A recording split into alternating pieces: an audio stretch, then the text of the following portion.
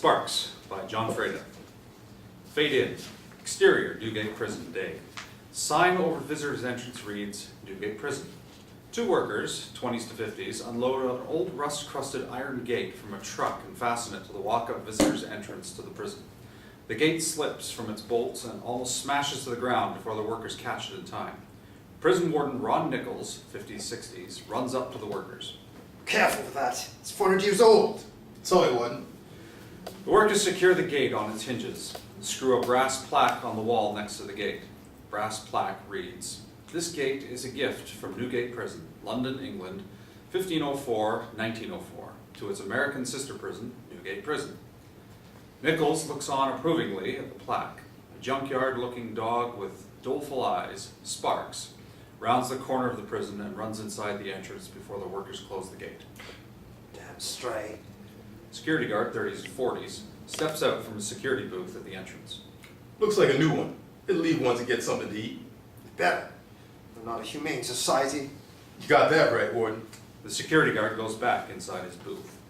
Exterior, Newgate Prison, night. On screen, 6 months later. Heavy fog rolls across a full moon and flows along the sign at the entrance, Newgate Prison. Interior, Newgate Prison, lethal injection building, inner chamber, night.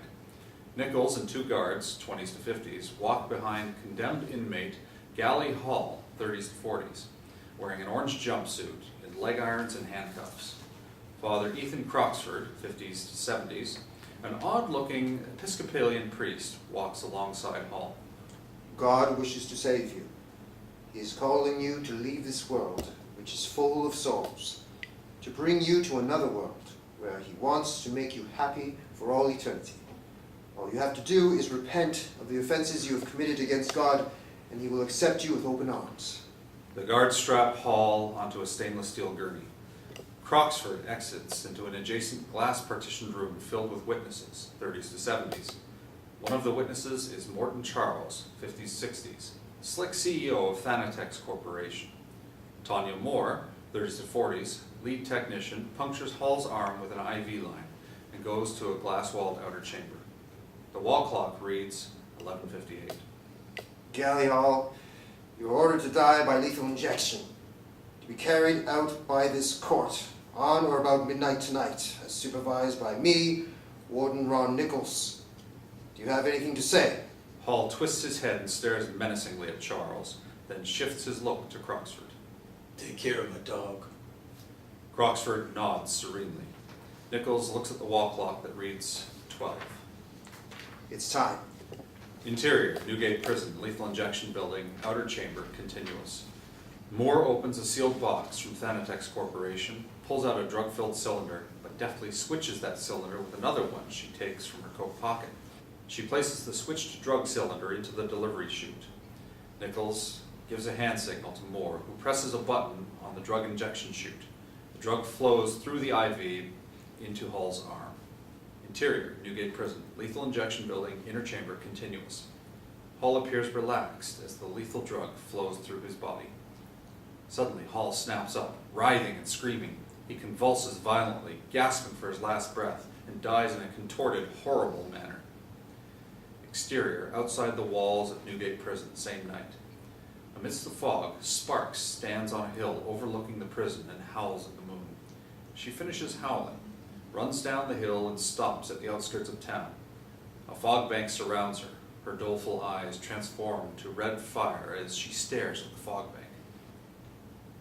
4 figures emerge from the fog and stops a few feet from Sparks, surrounding her. Their bodies and faces are blurred by the fog.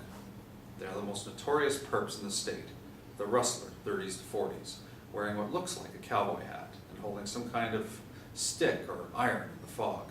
John Doe, 40s to 50s, Quentin Vostex, 40s to 50s, and Larry Clyde, 40s to 50s.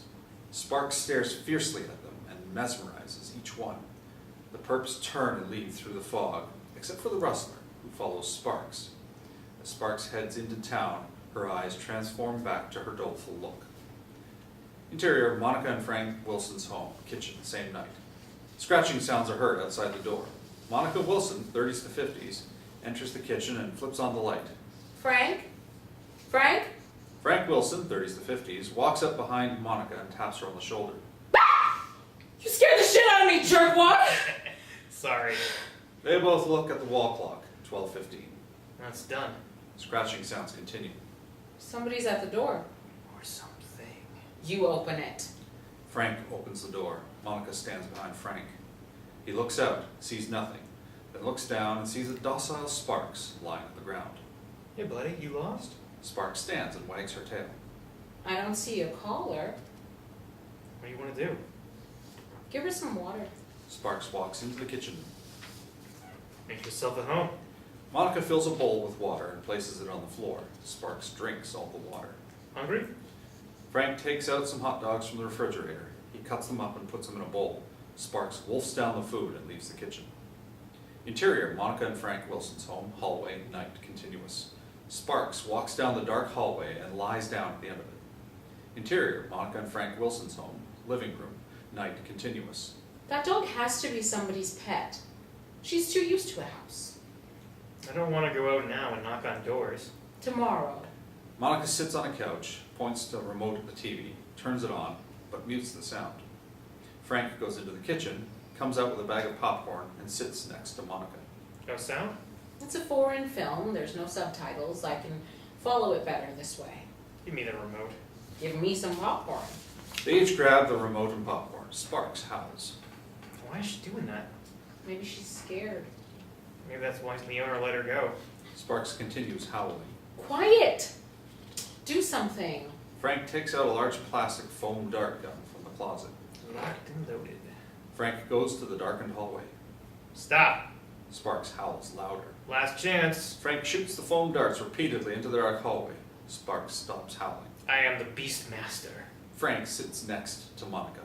That's so wrong. They're foam. What do you want me to do? Did you save me any? I was waiting for your popcorn trick. You know. They start to take off each other's clothes. Monica looks at the TV movie. I love this scene. The lights black out and the TV goes off. Great. Now we get to watch a silent film in the dark. The lights and TV flicker back on. Frank and Monica look at the TV, totally unaware of the rustler, with a face only a mother could love, standing quietly behind the couch. The rustler wears a tattered cowboy hat, leather vest, jeans, and boots. Monica holds onto Frank's arm as she's engrossed in the TV movie. There's no sound, and it's black and white. How can this be better than sex? The rustler raises a hot branding iron in each hand. Monica sniffs the air. Did you leave the stove on? Frank and Monica slowly turn around as the rustler, expressionless, jams branding irons in their backs, searing their flesh. They scream for their lives as blood squirts off their backs. The lights go out. Sparks howls loudly as they continue screaming.